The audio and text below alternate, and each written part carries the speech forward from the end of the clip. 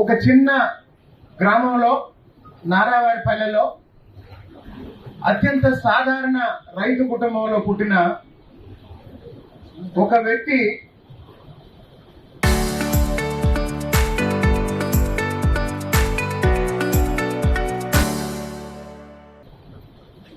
ఈరోజు భారతదేశ రాజకీయాల్లోనే ఒక శక్తిగా ఎదగడం అనేది మామూలు విషయమా లేకపోతే అసాధారణ విషయమా?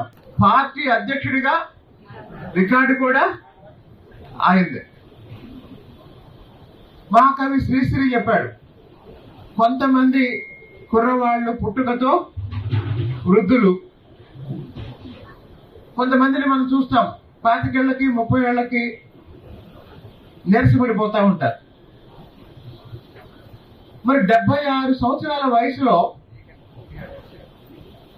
ఉదయాన్నే ఈరోజు విజయవాడలో అన్న క్యాంటీన్ ని సందర్శించి అక్కడ సాధారణ పేద ప్రజలతో టిఫిన్ చేసి తరపున ఎన్నికల ప్రచారం కోసం వెళ్ళారు.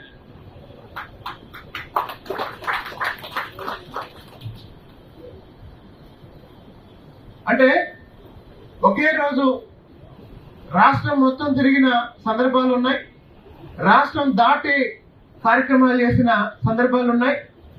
మళ్ళీ రాత్రికి వచ్చిన రేపు ఉదయం మళ్ళీ రెస్ట్ తీసుకుంటారా? ఏదో ఒక జిల్లాకి వెళ్తూనే ఉంటారు. జగన్మోహన్ రెడ్డి గారు ముఖ్యమంత్రిగా ఉన్నప్పుడు అప్పుడప్పుడు కొన్ని నెలలకు ఒకసారి ఆయన బయటకు వచ్చి ఏదో కార్యక్రమంలో కనపడి వెళ్ళేవాడు. చంద్రబాబు నాయుడు గారు ముఖ్యమంత్రిగా ఉన్నప్పుడు నిరంతరం సచివాలయంలో కానీ జిల్లాల పర్యటనలో కానీ నాయకులు ఎవరు అంటే చంద్రబాబు నాయుడు గారు. ఇప్పుడు 4వసారి మళ్ళీ ఎక్కువ సార్లు ఎక్కువ కాలం ప్రతిపక్ష నాయకుడిగా పనిచేసిన రికార్డు కూడా చంద్రబాబు నాయుడు గారు. ఎక్కువ కాలం సుదీర్ఘ కాలం పార్టీ అధ్యక్షుడిగా పనిచేసిన నాయకుడు కూడా చంద్రబాబు నాయుడు గారు.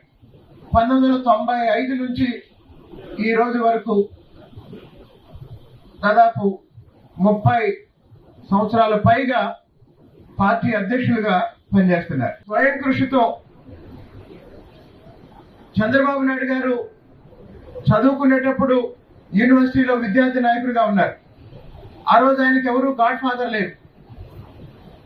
మరి ఒక సాధారణ రైతు బిడ్డ ప్రధానమంత్రుల్ని రాష్ట్రపతుల్ని నిర్ణయించే స్థాయిలో ఎదగడం అనేది సాధారణ విషయమా అసాధారణ విషయమా?